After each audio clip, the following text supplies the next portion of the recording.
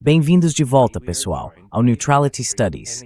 Hoje estamos recebendo Patrick Henningsen, jornalista americano, analista geopolítico e fundador do site independente de notícias e análises 21st Century Wire. Seja bem-vindo, Patrick. É um prazer. É ótimo estar com você, Pascal. Muito obrigado por dedicar seu tempo, porque você esteve recentemente no Irã, certo? Cerca de uma semana antes de a guerra começar, você voltou para os Estados Unidos e para a Europa. Você pode nos contar um pouco sobre por que foi até lá e o que viu? Você também disse que entrar em guerra com o Irã seria um grande erro. Poderia nos explicar como chegou a essa conclusão?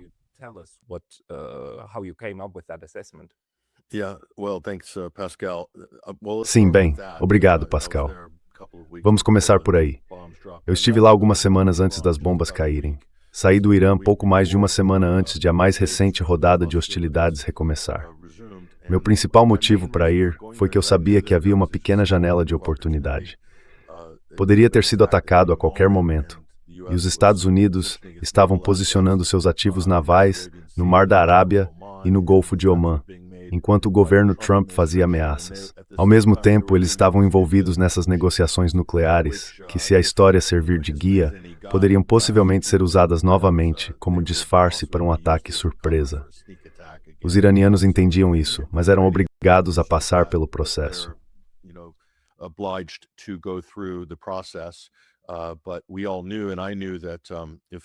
Mas todos nós sabíamos, e eu sabia, que se eu fosse mais tarde, poderia ser tarde demais.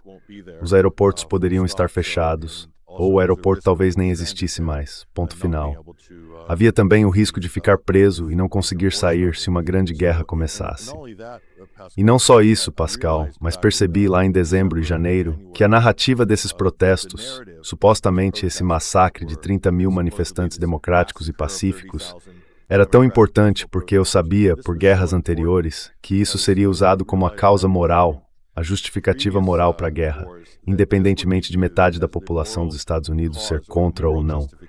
Esse argumento moral de fundo é realmente importante. Fizeram a mesma coisa com Saddam Hussein, fizeram a mesma coisa com Muammar Gaddafi.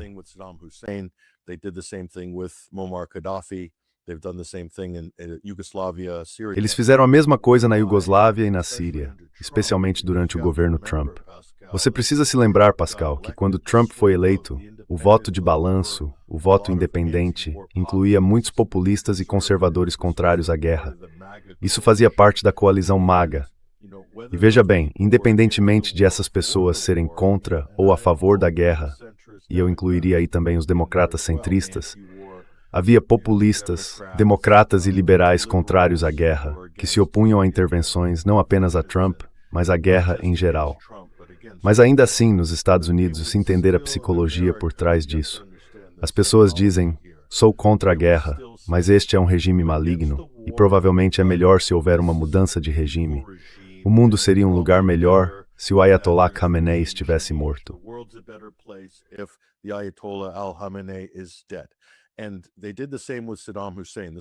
E fizeram o mesmo com Saddam Hussein. Esse era o argumento britânico. Bem, lamentamos a guerra, mas como disse Tony Blair, não dá para negar que o mundo está melhor sem o Saddam nele. Então essa narrativa é realmente importante. Eu precisava saber se isso de fato aconteceu ou não. Tive a sorte de conseguir acesso a algumas das provas da polícia local e de examinar os danos causados por esses manifestantes e agentes provocadores. Eles queimaram policiais iranianos desarmados. A tropa de choque não carrega armas, como muitas forças de choque na Europa, eles não são armados. Carregam escudos, cacetetes e capacetes. Muitos deles foram queimados vivos. Contei 8, com base nas provas que vi. Foi realmente violento esses tumultos. Certo.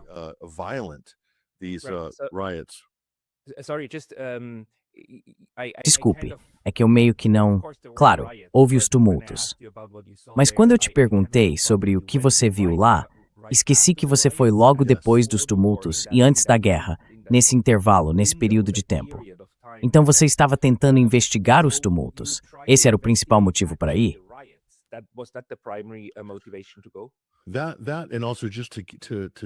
Isso, e também para ver como era a sociedade, porque havia duas coisas. Disseram-nos que o país estava à beira do colapso, que o povo se levantava contra o governo, que o país estava dividido e que havia ocorrido um massacre enorme. Então essas eram as duas coisas. A primeira, cheguei no Dia Nacional, que é o equivalente ao dia da independência deles, e fui direto ao centro de Teherã. Havia cerca de 2 milhões de pessoas nas ruas apoiando o governo, todas cientes de que poderiam ser bombardeadas a qualquer momento, pois as ameaças já estavam sendo feitas pelos Estados Unidos.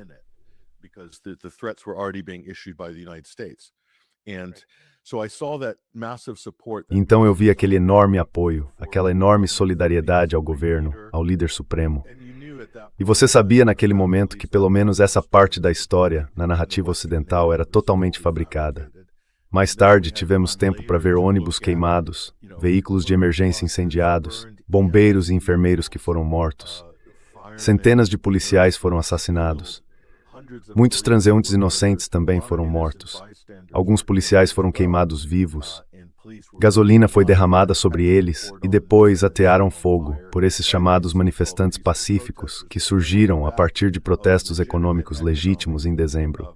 Eram a classe mercantil, os comerciantes e outros, protestando por causa das sanções e do colapso da moeda, que aliás foi provocado de fora. Scott Bessent realmente se gabou disso. Ele disse abertamente: nós colapsamos a economia iraniana. Ah! Nem é segredo. Sim, e podemos voltar a essa discussão mais tarde, se você quiser, que é essa fórmula de guerra econômica que eu estudei ao longo dos anos. Essa mesma fórmula foi aplicada contra a Síria, contra a Venezuela, contra a Rússia, sem sucesso, mas também contra, obviamente, Cuba e alguns desses outros países permanentemente sancionados. Coreia do Norte, países permanentemente sancionados. A mesma coisa aconteceu aqui. Veja, por exemplo, acho que 10 euros equivaleriam a 1,5 milhão de reais iranianos. Então, só para almoçar, você precisaria de 1,5 milhão de reais. Quero dizer, andando por aí com um maço de notas assim. E vi a mesma coisa acontecer na Síria. Vi a tentativa disso no Líbano também, porque tentaram provocar um colapso da moeda logo antes da Covid, ou logo depois da Covid, ou ali por volta do período da Covid no Líbano.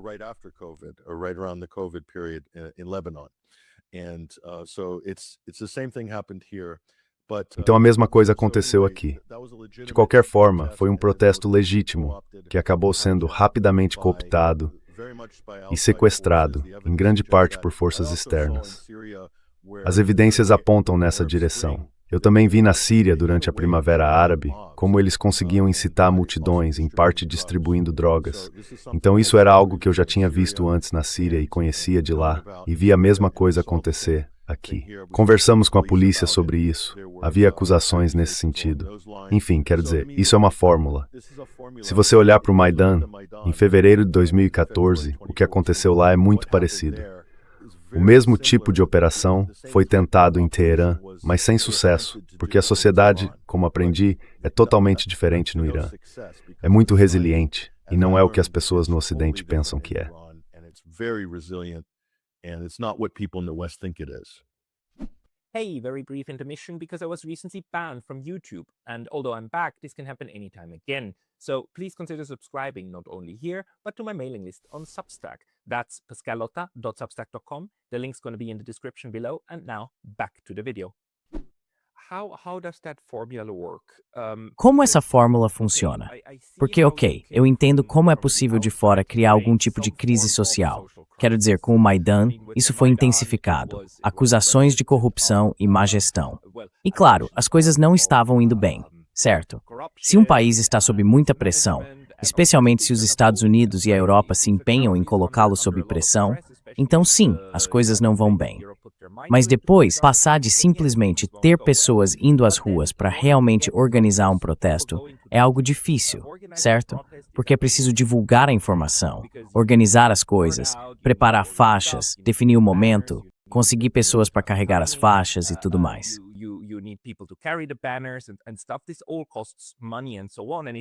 Tudo isso custa dinheiro e, além disso, é um esforço organizacional. Mas então, além disso, como fazer a violência acontecer? Quero dizer, no caso do Maidan, sabemos que essas forças estavam em contato com os extremistas nacionalistas de extrema-direita. Alguns os chamam de nazistas, eu prefiro chamá-los de extrema-direita, mas tanto faz. E então eles começam a atirar. Mas no caso do Irã, como conseguiram introduzir a violência? Porque eu acho que as sociedades da Europa e dos Estados Unidos simplesmente não estão acostumadas a esse tipo de destruição organizada por meio de protestos.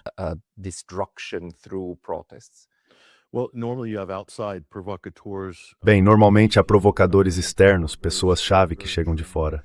Eles são muito habilidosos, muito bem treinados. Vimos isso em Homs, nos primeiros dias da desestabilização da Síria, quando havia atiradores disparando contra a multidão, atingindo tanto manifestantes quanto policiais, ou usando a multidão como escudo humano para atirar nos policiais e fazer com que os policiais revidassem. Isso também aconteceu em Maidan e em outros lugares. As evidências sugerem, e há trabalhos revisados por pares sobre isso. Talvez eu até tenha entrevistado o autor daquele livro recente sobre esses provocadores e atiradores, que homens armados foram trazidos para criar o confronto de tiros.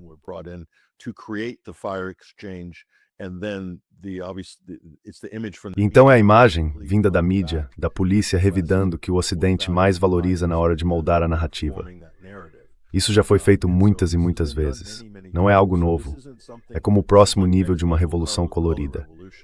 Então, se você realmente quer escalar uma revolução colorida, a Revolução das Rosas, a Revolução Laranja ou qualquer outra, e fazê-la se tornar violenta, existem táticas específicas que são empregadas.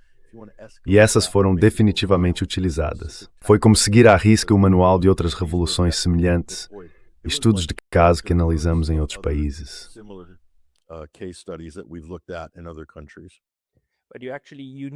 Mas, na verdade, você precisa enganar muita gente, certo? Você dá dinheiro para eles e diz, vamos fazer um protesto pacífico. E no fim, você começa a atirar neles pelas costas para conseguir o banho de sangue que quer, não é? Acho que isso faz parte do pacote. É muito sinistro. É isso, é o caos que você quer. Você quer confusão. E então os Estados Unidos e Israel tentaram capitalizar isso, fazendo apelos públicos na época para que o povo se levantasse e tomasse o controle de suas instituições. Quero dizer, imagine Donald Trump dizendo para você se levantar e tomar o controle das instituições. Netanyahu estava fazendo o mesmo. E depois tivemos confirmações, tanto do lado israelense quanto do americano, de que seus serviços de inteligência estavam atuando no terreno. E eu provavelmente acho que os britânicos também estavam, porque não há nada acontecendo ali em que os britânicos não estivessem envolvidos junto com os americanos. Então eles têm experiência nesse sentido.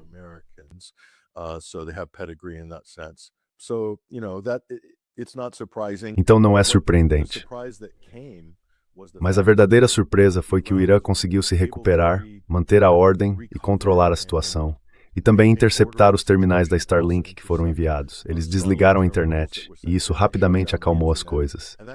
As acusações vindas do Ocidente foram: veja, esse regime ditatorial desliga a internet porque é contra a liberdade de expressão. Não. Bem, eles desligaram a internet para impedir os organizadores que estavam coordenando com forças externas. E ouvimos que a Alemanha era um centro de organização. Meu palpite é que as bases dos Eston lá, Stuttgart e Ramstein, e a grande estação da NSA estavam envolvidas.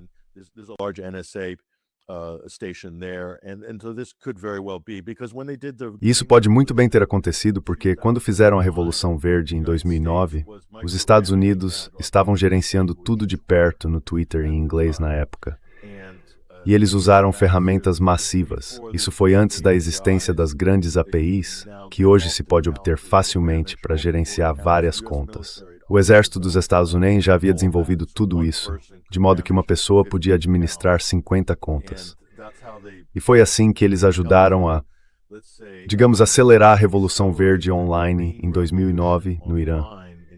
E é bem provável que isso também estivesse sendo feito a partir da Alemanha, ou diretamente dos Estados Unidos naquela época.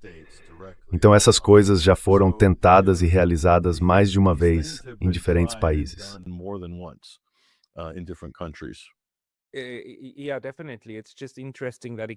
Sim, com certeza. É interessante que isso continue funcionando e que a mídia ocidental continue, sabe, ativa online, certo? Eles se mantêm na narrativa e continuam seguindo, continuam caindo na mesma falsa aparência idiota vez após vez. Embora eu deva dizer que, desta vez, a mídia europeia, se eu comparar a guerra atual com a guerra contra o Iraque, está sendo mais crítica. Mas ainda assim, o que você acabou de descrever, esse tipo de somos contra a guerra, mas é preciso se livrar dos mulás, continua se repetindo em programas de debate e coisas do tipo.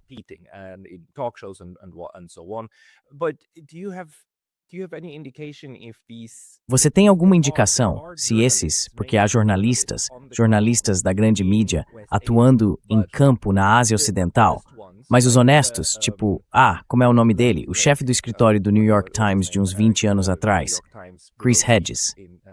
Isso, Chris Hedges. Os outros depois saem, certo? Eles vão embora e se tornam Chris Hedges, relatando honestamente o que realmente aconteceu. Mas os outros, como eles se mantêm na linha, você tem alguma indicação de como eles pensam sobre isso? Eles acreditam nessa narrativa estúpida ou são cúmplices de forma consciente?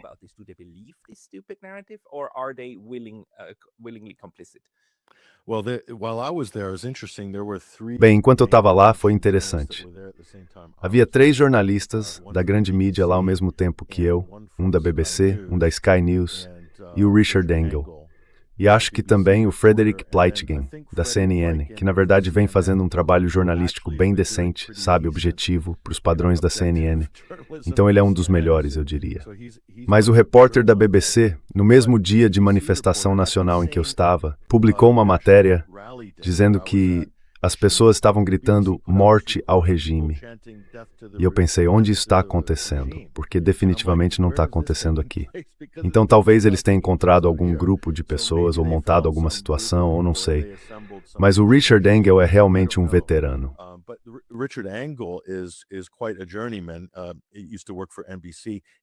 Ele costumava trabalhar para a NBC. Ele se envolveu num escândalo na Síria, onde meio que forjaram um sequestro. Não sei se você se lembra de ter lido sobre isso anos atrás. Mas sabe, essas são pessoas veteranas, digamos, de guerra de informação no mainstream. Então eu não quero entrar nos detalhes das reportagens dele. É bem impressionante. Mas sabe, eles conseguem se infiltrar nessas situações. Essas pessoas do mainstream, e alguns deles estão praticamente no limite. E acho que o Irã consegue tolerar isso até certo ponto. Mas acho que a paciência está se esgotando. A Rússia nem dá mais atenção para algumas dessas pessoas, porque às vezes elas simplesmente divulgam relatos totalmente fabricados.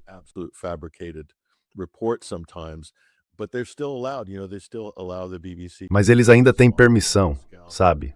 Ainda permitem que o correspondente da BBC em Moscou, ou o Matthew Chance, da CNN, circulem por aí e façam o de sempre. Mas acho que as pessoas estão começando a perceber como é a cobertura, porque há uma boa variedade de fontes para consultar e comparar. Elas percebem o que a grande mídia está tentando empurrar. O histórico deles é simplesmente horrível, especialmente em situações de guerra. Aí você começa a ver a propaganda de verdade aparecer. Quando os tiros começam, e sabe, quando tudo desanda, é só esperar para ver quem realmente vai se empenhar e divulgar algumas das propagandas mais absurdas.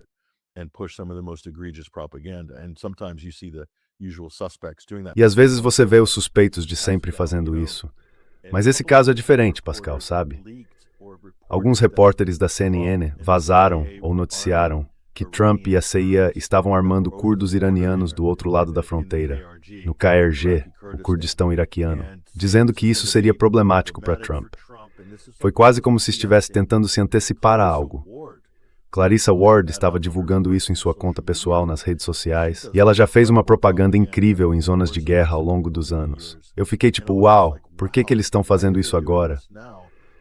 Isso poderia potencialmente comprometer uma ação secreta de Trump ou da CIA para armar esses grupos curdos e enviá-los ao Irã para causar caos e desestabilizar a região.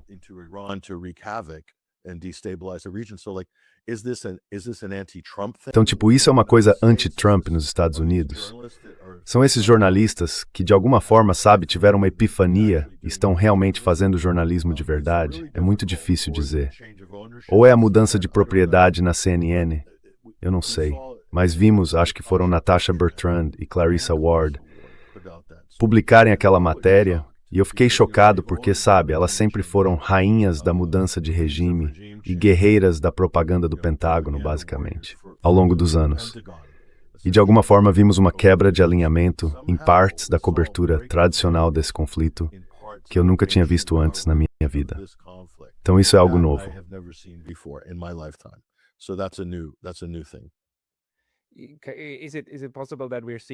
É possível que o que estamos vendo aqui não seja um conflito de interesses, mas um conflito de consciência neoconservadora. Pessoas que realmente querem essa guerra, mas que, por outro lado, simplesmente não conseguem se convencer a apoiar totalmente o Trump, porque, no fundo, estão do lado oposto do unipartido.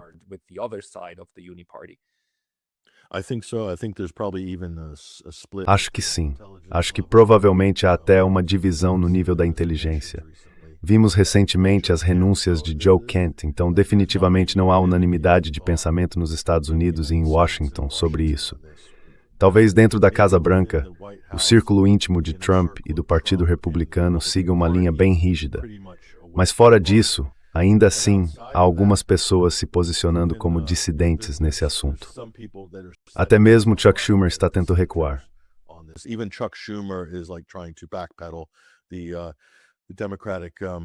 O líder da minoria democrata no Senado está tentando recuar, basicamente dizendo que esta guerra é ilegal e que deveríamos invocar a lei dos poderes de guerra.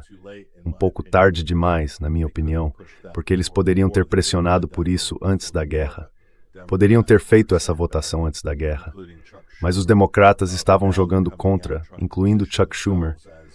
Agora estão tentando se posicionar, como você sabe, contra a guerra ilegal de Trump. Então é apenas a política de sempre. Mas não acho que há definitivamente opiniões divergentes e pessoas entre as fileiras. Acredito que veremos mais renúncias de alto perfil quanto mais essa situação se arrastar.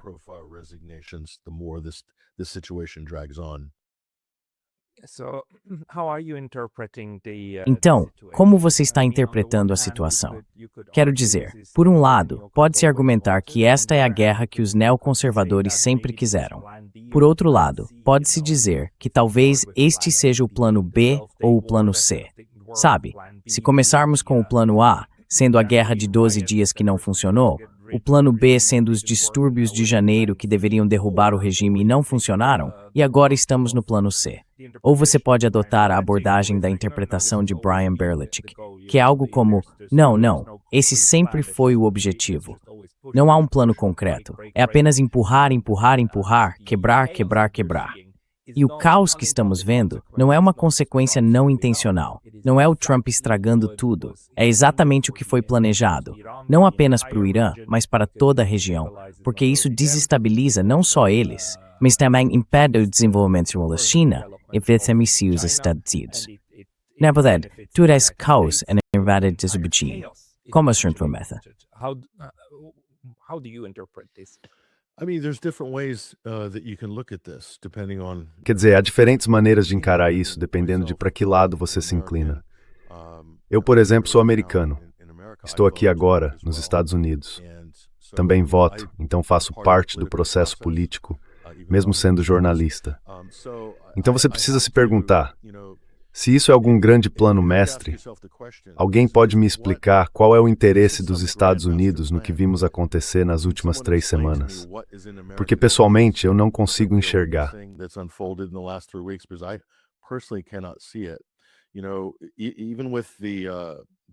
Sabe, mesmo durante o período neoconservador, aquele momento unipolar do final dos anos 1990, depois do 11 de setembro, até a guerra do Iraque, muita gente olha para isso e pergunta, afinal, o que exatamente os Estados Unidos ganharam com o Iraque e com toda aquela década, aquele completo fiasco? Sim, algumas corporações certamente enriqueceram, empresas como a Balfour Beatty, a Halliburton, todas aquelas companhias envolvidas na reconstrução do Iraque, o complexo militar industrial. Sim, todas elas ficaram ricas. No Afeganistão, a mesma coisa. Isso manteve a OTAN fora de área e irrelevante, mas a longo prazo realmente prejudicou a OTAN e os esforços dos Estados Unidos por lá.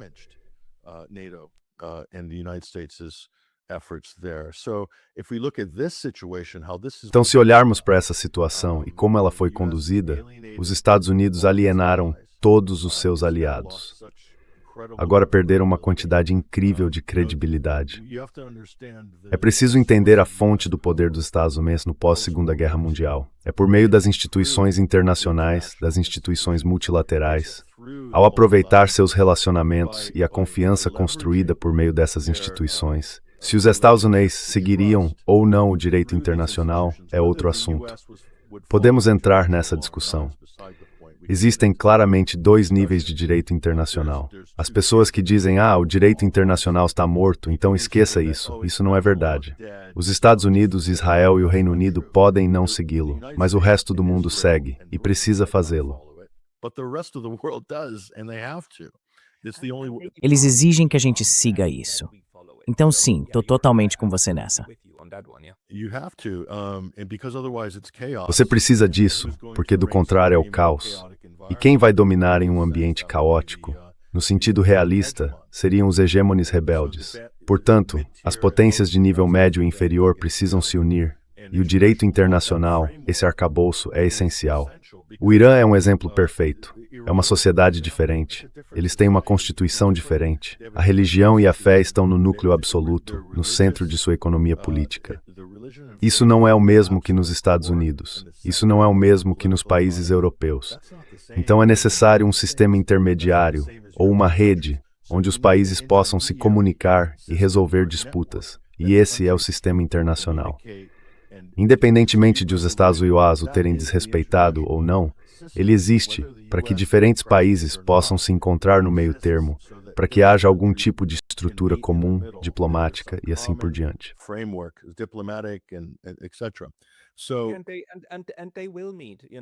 E eles vão se encontrar, sabe? Só para mencionar isso.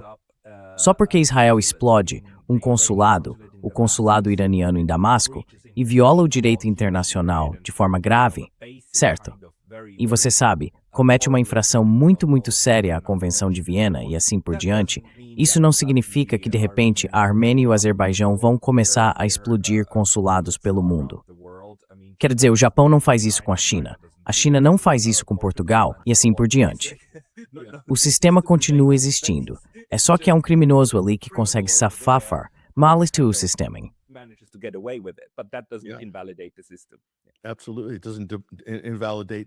Com certeza. Isso não invalida os sucessos diplomáticos ao longo dos anos. Mesmo os Estados Unidos conseguiram algumas vitórias diplomáticas. Por exemplo, o JCPOA basicamente era uma apólice de seguro dupla para impedir o Irã de desenvolver uma arma nuclear que eles, de qualquer forma, não estavam desenvolvendo. Mas era uma camada dupla de garantia. E você sabe, algumas pessoas apontam para o artigo do Brookings Institution de 2010, Which Path to Persia?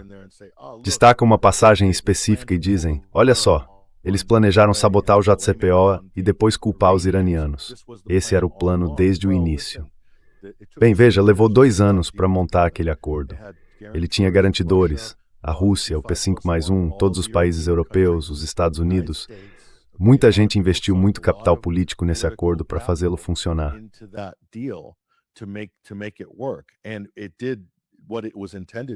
E fez exatamente o que se pretendia que fizesse. Estabilizou a situação, reduziu o alarme e suspendeu as sanções contra o Irã e assim por diante. Agora, o que você também precisa lembrar é que isso não acontece no vácuo, certo? Veja quem financia o Brookings Institution, alguns dos maiores doadores israelenses sionistas. Então você pode achar que está lendo sobre a política dos Estados, mas há algo por trás disso. As pessoas não saem distribuindo dinheiro à toa. O lobby israelense colocou $600 milhões no último ciclo eleitoral do lado republicano, apenas em campanhas republicanas, incluindo a Casa Branca. Então $600 milhões, mais de $500 milhão, quantias sem precedentes foram injetadas no sistema político dos Estados Unidos. Você acha que isso não tem consequências? Acha que eles fazem isso só por diversão? Do you think they don't want anything in return? I mean, you Você acha que eles não querem nada em troca? Quero dizer, é preciso realmente viver em completa negação para não perceber que, quando o Estado de Israel foi criado pelos britânicos, ele era definitivamente um posto avançado imperial, uma cabeça de ponte para as aspirações anglo-imperiais como parte do grande jogo, e também uma forma de controlar o fluxo de petróleo pelo canal de Suez e assim por diante. Depois, os americanos assumiram a tutela do Estado de Israel, eu diria que após a crise de Suez. Foi aí que essa fase começou. O ponto importante aqui é que sim, essa é a cauda e não o cachorro. O Império dos Sands é o cachorro, mas com o tempo, ao longo de 50 ou 60 anos, essa cauda cresceu de forma imensa, metastatizou e agora ameaça a saúde do cachorro.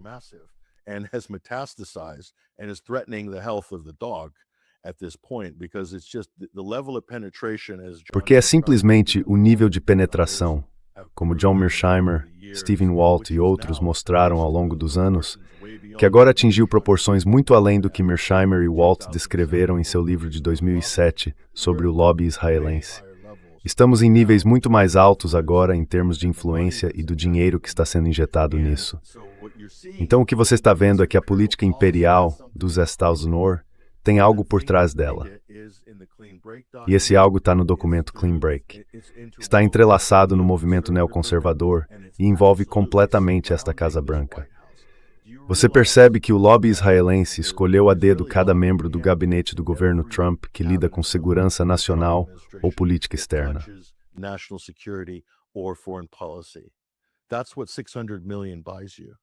É isso que 600 milhões de dólares compram para você. E pessoas equivalem a políticas na política americana. Então você não pode simplesmente ignorar isso e dizer que não é nada. Vou te dar uma prova disso, Pascal. Porque embora eu não tenha escrito extensivamente sobre o assunto, já falei sobre ele.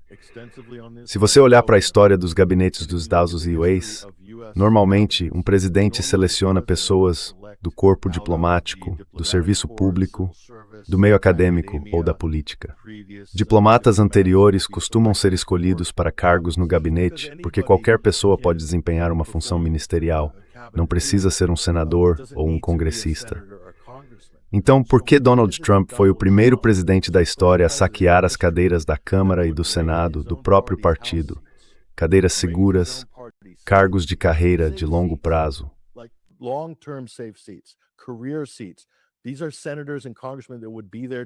Esses são senadores e deputados que ficariam lá até morrer, como Nancy Pelosi. E Trump os tirou de lá, arriscando a perda daquela cadeira. Por quê? Porque ele faria isso se qualquer um poderia ocupar esses cargos. A razão é, e isso foi descoberto no último ciclo eleitoral e até admitido pelo AIPAC, que eles vinham preparando todos esses deputados e senadores desde a primeira eleição. Eles já tinham relações estabelecidas. Tinham controle sobre eles de uma forma que não teriam com alguém vindo do meio acadêmico ou do serviço público. O lobby os havia preparado com contribuições de campanha, cheques, todo tipo de benefício desde o primeiro dia, tivessem eles vencido ou perdido a primeira eleição.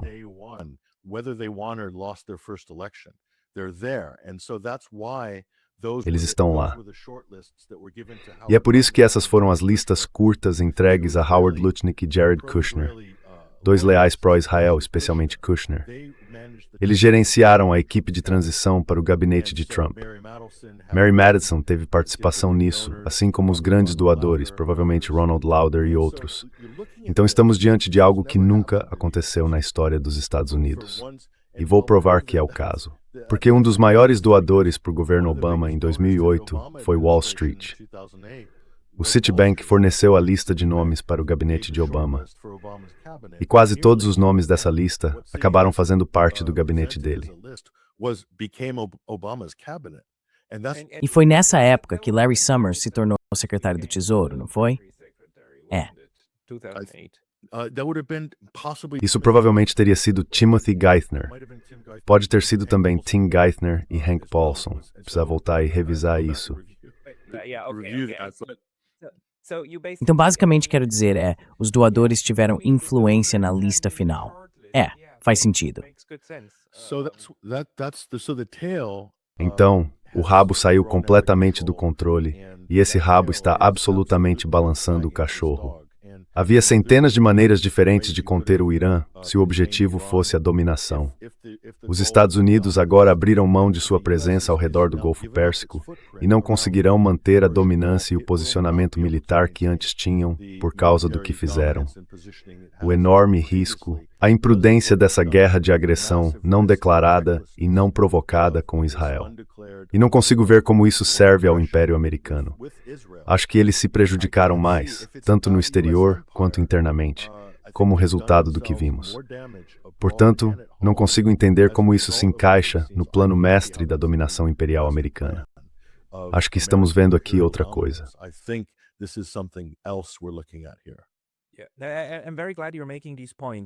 Sim, fico muito feliz que você esteja levantando esses pontos, porque sabe, o argumento do Brian Berlechik, que aliás eu tenho tentado trazer para o meu programa há muito tempo, mas infelizmente não consigo entrar em contato com ele, eu levo isso muito a sério. Acho que ele está tentando mostrar que mesmo que não exista uma abordagem teleológica propriamente dita, há planos, há documentos de políticas que explicam isso, há pessoas que explicam isso, e depois há ações subsequentes que começam a corresponder ao que aconteceu naquela época. Então, de certa forma, temos um tipo de fluxo de direção, certo? Por outro lado, falta-nos esse tipo de planejamento mestre. Sim, as pessoas nefastas na sala que fazem toda a manipulação, mas vemos que algumas dessas tentativas estão sendo feitas, certo? Na manipulação.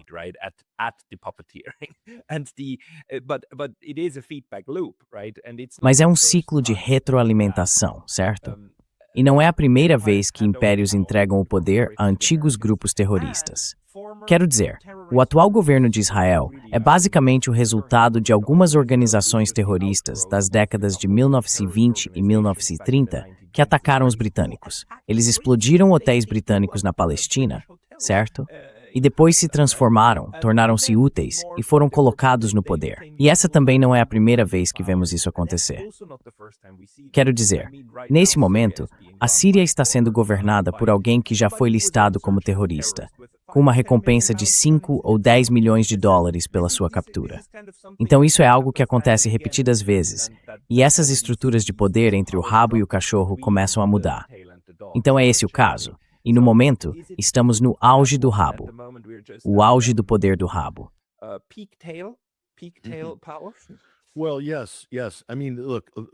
Bem, sim, sim. Quero dizer, veja, as pessoas querem transformar isso em um argumento binário. Tem que ser uma coisa ou outra. Acho que são as duas. Penso que Israel e os Estados Unidos têm uma relação simbiótica, e os Estados estão bastante satisfeitos em ver Israel perseguir suas ambições de grande Israel e sua dominância regional ali. Ao mesmo tempo, isso pode ocorrer em detrimento do poder e da influência dos Estados Unidos no cenário global, e pode marcar o fim do Império Americano exatamente da mesma forma que a crise de Suez marcou, o que foi completamente desastrado.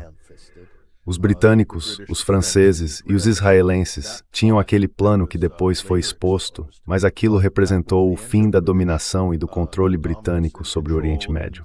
A partir daquele momento, todos tiveram que passar pelos Estados Unidos. Os Estados e a União Soviética se afirmaram durante a crise de Suez, e isso efetivamente mudou a ordem mundial dali em diante.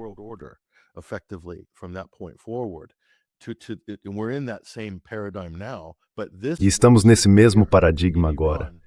O que estamos vendo aqui no Irã, com o Golfo Pérsico, não é exatamente a mesma coisa, mas a China e a Rússia estão desempenhando um papel um tanto semelhante, pelo menos simbolicamente, em termos de distribuição de poder, como a União Soviética e os americanos fizeram relação ao antigo império, a velha ordem mundial, que eram os britânicos e os franceses na crise de Suez de 1956.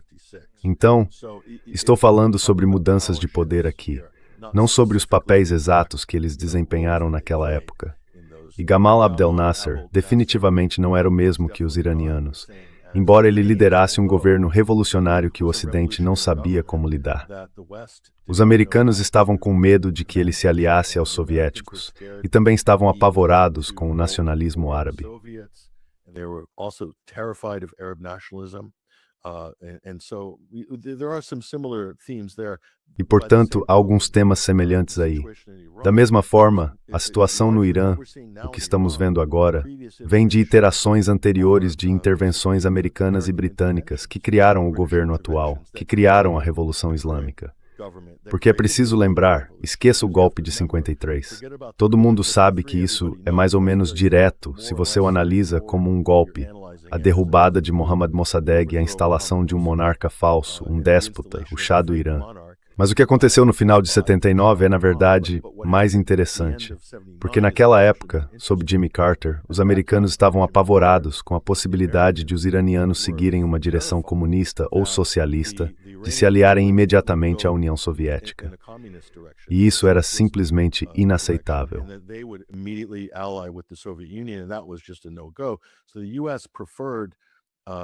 Então os Estados Unidos preferiram um governo islâmico, de direita, digamos, islâmico conservador, em vez de uma alternativa de esquerda. Foi um erro de cálculo dos Estados Unidos em muitos níveis, mas esse era o raciocínio deles.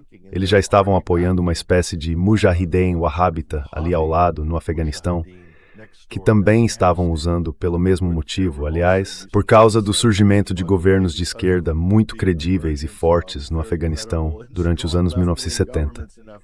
Então esse era o pensamento dos Estados Unidos na época. E, obviamente, isso acabou saindo pela culatra, ou não, dependendo de como se queira analisar, mas definitivamente não acho que esse tenha sido o resultado pretendido.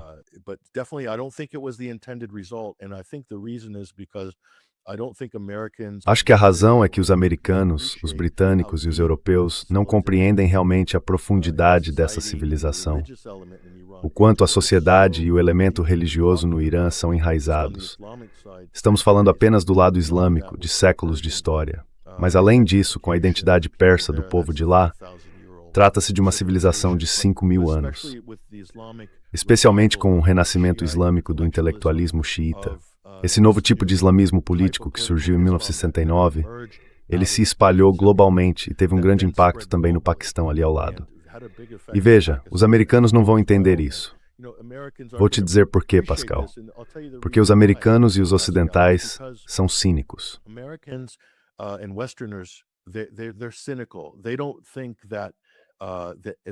Eles não acreditam que um governo realmente colocaria em sua Constituição que deve defender os oprimidos.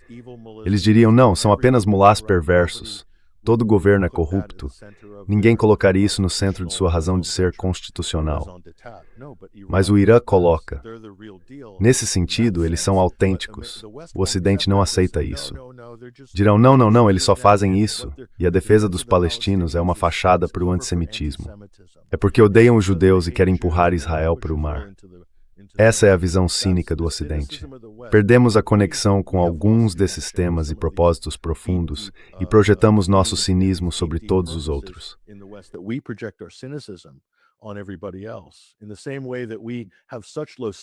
Da mesma forma que hoje temos padrões tão baixos para nossos líderes políticos no Ocidente, projetamos esse mesmo padrão sobre todos os outros. E isso não é verdade. Outros países têm um nível muito mais alto do que aceitam como líder de seu país. A Rússia é um bom exemplo. Então essa é uma das diferenças.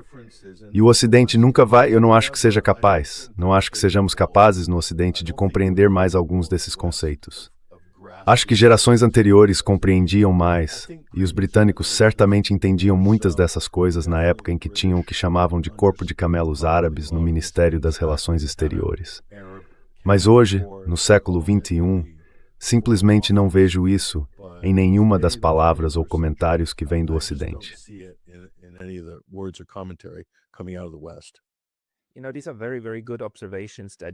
Sabe, essas são observações muito boas que você fez.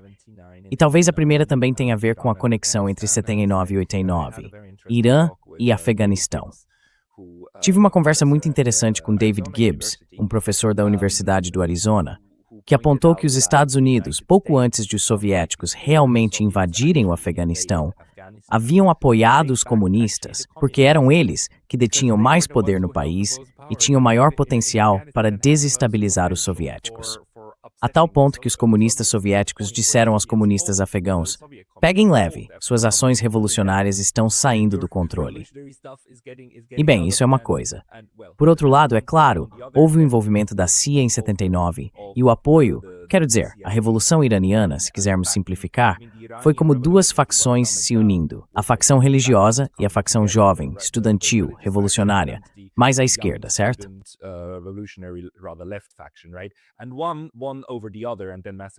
E um sobre o outro, e então os massacraram também. Então, provavelmente, há uma história a ser contada sobre esse caso também. E depois, é claro, a guerra fabricada, em que agora sabemos que os Estados Unidos venderam armas para os dois lados, Irã e Iraque. E mais adiante, como todo esse discurso continua, é realmente o nível e a sofisticação dos Estados Unidos.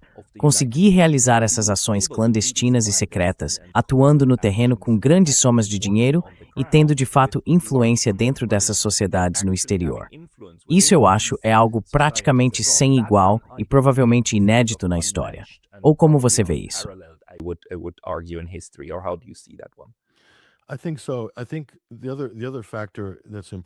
Acho que sim. Acho que outro fator importante, e todos esses pontos que você mencionou são fatores-chave nisso, é que se olharmos, vamos comparar o governo islâmico do Irã.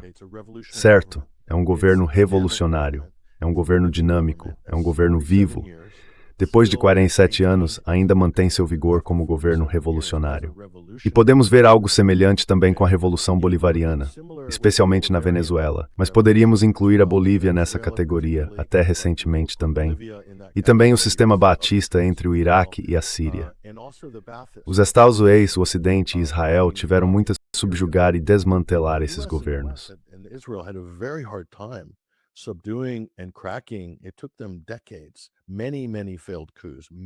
Levou décadas, muitos golpes fracassados, muitas guerras por procuração, para que eles, como dizem, alcançassem o resultado que vimos em Damasco no final de 2024.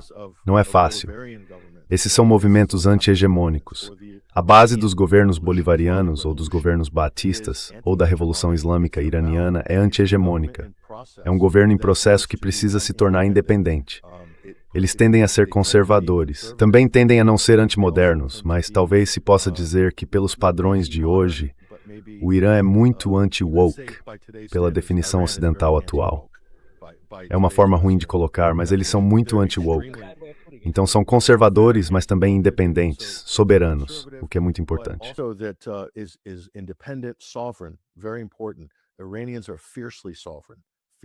Os iranianos são ferozmente soberanos. Ferozmente. Então, quando estavam sob sanções, partiram imediatamente para a substituição de importações, sem qualquer hesitação. Além disso, no mundo de hoje, se você não é energeticamente independente, precisa ceder uma certa porcentagem da sua soberania. O Irã é energeticamente independente. O objetivo do programa nuclear deles, o programa civil, era por causa das sanções sobre o petróleo, porque perceberam que seu petróleo ou gás poderiam ser interrompidos em uma guerra. Eles precisavam de uma alternativa para garantir a energia de base necessária para manter o país funcionando.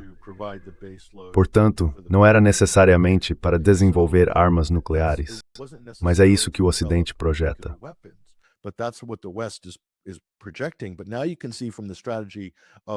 Mas agora é possível ver pela estratégia do que Israel e Trump estão fazendo, ameaçando destruir a sociedade ao atingir suas usinas de energia, ao tirar sua infraestrutura energética do ar, que esse é o objetivo final. Porque ao fazer isso, é possível enfraquecer um país a tal ponto. Veja Cuba. Cuba é completamente dependente de combustível importado, e os Estados Unidos fecharam todas as portas de saída e entrada para Cuba e estão a estrangulando. Veja a Alemanha como um bom exemplo. A Alemanha tinha uma frota de usinas nucleares até alguns anos atrás, e por meio dessa estranha cooptação do Partido Verde e do movimento climático, e após Fukushima, eles fecharam suas usinas nucleares por causa dos riscos de segurança. Agora, as usinas nucleares modernas são relativamente seguras, especialmente algumas das mais novas.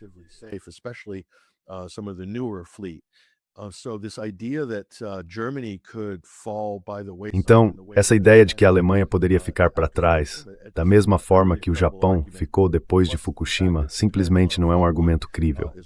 Além disso, o Japão está sobre uma falha geológica e sofre com tsunamis e terremotos. Então, por que isso? Lá em 2010, o gasoduto Nord Stream entrou em operação, fornecendo gás natural diretamente da Rússia para a Alemanha.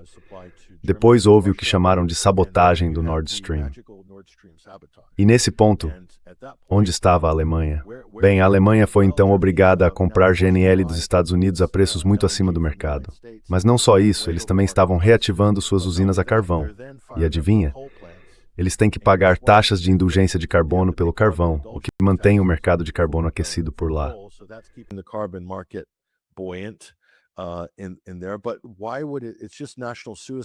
Mas por que faria isso? É praticamente um suicídio nacional. Porque uma potência industrial como a Alemanha encerraria suas usinas nucleares. Agora olhe para o Irã. Dá para ver que isso é uma estratégia. Acredito que a estratégia era derrubar a Alemanha.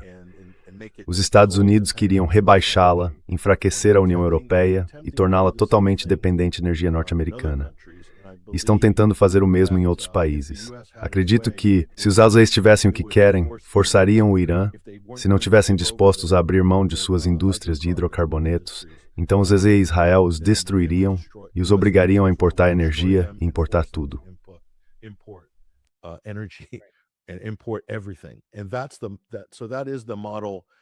E esse é o modelo de dependência colonial, ou dependência neocolonial. Mas isso volta ao que estávamos dizendo antes. Soberania. A independência energética te dá soberania. E países como a Síria, países nacionalistas árabes, governos revolucionários, eles são ferozmente soberanos. É aí que entram em choque com outras potências como os Estados Unidos, como Israel, que tem poder de dominação regional. Israel quer criar uma cidade-estado nos moldes dos impérios de cidades-estado históricos, para ter controle total sobre o comércio e os fluxos comerciais naquela parte do mundo, depois desmilitarizar todos os seus vizinhos e torná-los completamente subservientes a Jerusalém Ocidental.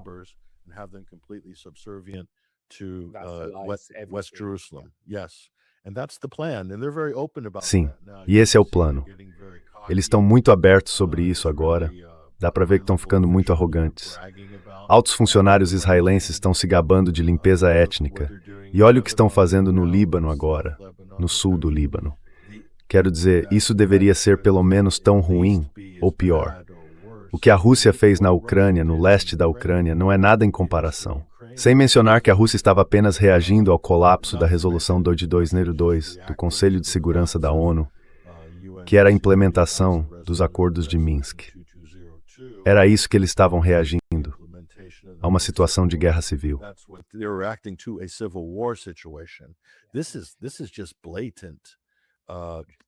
Isso é puro barbarismo por parte de Israel, e eles estão fazendo isso em plena luz do dia. Ninguém os está contendo, e os Estados Unidos estão agora adotando as doutrinas israelenses. Outra coisa perigosa, Pascal, é que costumávamos presumir que civis em áreas densamente povoadas não seriam alvos indiscriminados do poder militar moderno. Essa já não é mais uma suposição considerada nos jogos de guerra, porque depois de 7 de outubro, os Estados Unidos estão agora adotando a doutrina da Ria de Israel. Então, novamente, essa fusão entre os SOAs e Israel em termos de suas doutrinas militares está acontecendo, sabe?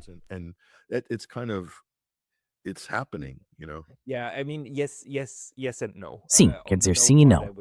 Na parte do não, eu diria que se olharmos para a forma como os Estados Unidos travaram suas guerras no passado, não acho que possamos encontrar um momento em que eles realmente tenham limitado por um longo período seus bombardeios contra civis. Quero dizer, Segunda Guerra Mundial, Alemanha e Japão, Hiroshima, Nagasaki, eles não limitaram. E na Coreia também não. Eles nem tentam atingir as instalações militares. Vão atrás dos centros das cidades, certo? Para alcançar seus objetivos.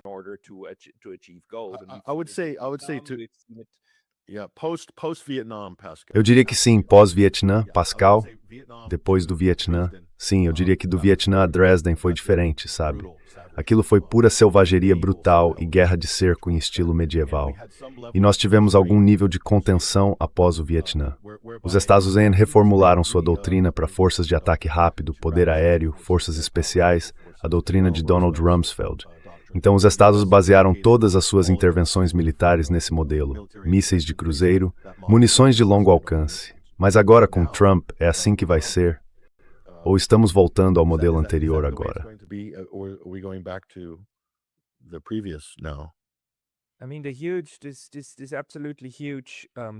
Quer dizer, esse teste absolutamente enorme vai ser claro se os Estados Unidos e Israel serão a mesma coisa nesse ponto. Se essa entidade vai usar armas nucleares. Porque seja Israel que as use, ou os Estados Unidos, isso vai acontecer com a aprovação do outro. Isso é certo, não é? Sim. Se usarem armas nucleares, então novamente devemos supor que os Estados Unidos passam de uma estratégia de tentar derrotar o outro lado para aniquilar o outro lado. E sob uma guerra de aniquilação, veremos as formas do que aconteceu em Gaza. Porque Gaza é uma missão de aniquilação e extermínio, que funciona segundo uma lógica diferente. Também porque, obviamente, não deixa mais espaço para o alvo da aniquilação negociar, certo? Então,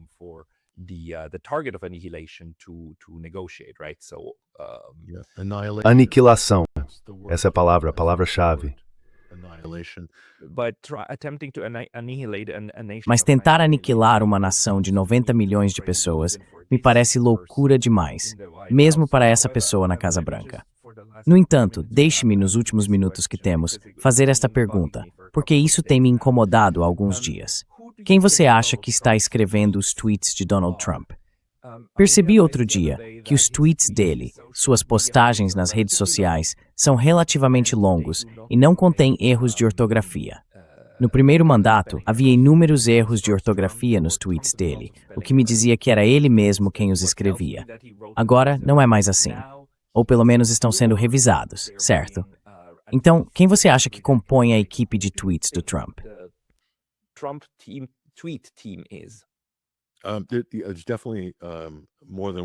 Definitivamente há mais de uma pessoa, e ele certamente tem um pequeno comitê. Eu diria que esse comitê provavelmente está muito alinhado em termos de pensamentos e crenças, e isso incluiria Stephen Miller e pessoas como ele. No primeiro mandato ele tinha diferentes pessoas publicando tweets, e agora ele tem sua própria plataforma chamada Truth Social, que você sabe, no momento ele está usando sua conta nas redes sociais, na minha opinião, apenas para mexer com os mercados. Porque veja o anúncio que ele fez mais cedo, na segunda-feira desta semana. Ele disse, sim, tenho uma reunião, vamos ter conversas com os iranianos, e assim por diante.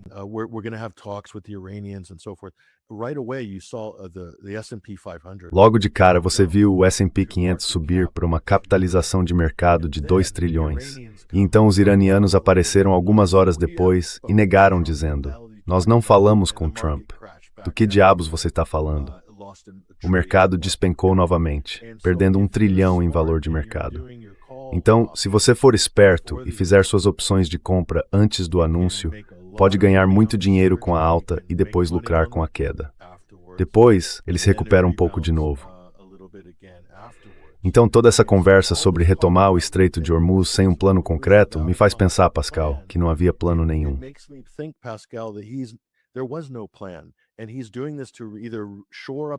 E ele está fazendo isso ou para fortalecer os mercados de petróleo, para recuperar um pouco de valor, ou para evitar que o preço dispare demais.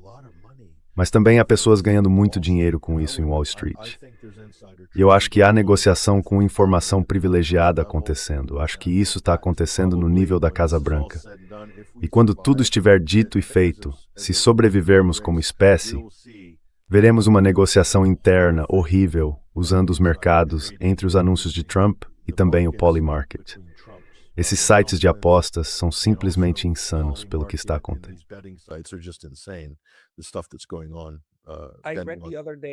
Li outro dia nas redes sociais que o Congresso fez uma exceção para si mesmo quando se trata de uso de informação privilegiada. Isso é verdade?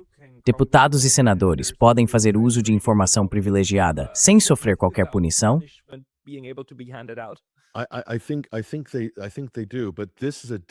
Acho que sim, mas esse é um tipo diferente de uso de informação privilegiada, porque ocorreria em nível de política e de executivo.